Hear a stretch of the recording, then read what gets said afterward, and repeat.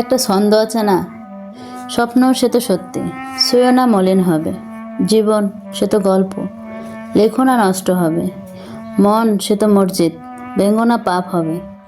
বন্ধু সে তো সত্য, ভুল বোঝো না হারিয়ে যাবে। সত্যি, প্রতিটি মানুষের জীবনে একটা গল্প মাত্র, লিখলেই নষ্ট হয়ে যায়।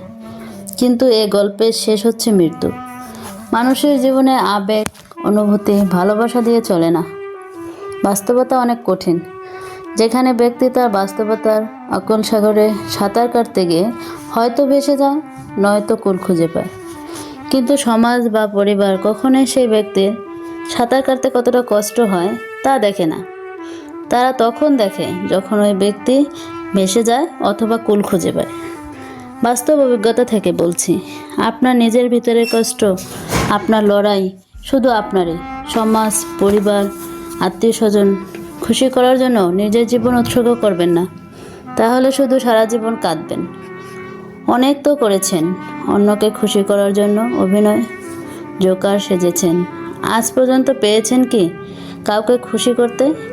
এবার একটু নিজের খুশির জন্য বাঁচুন।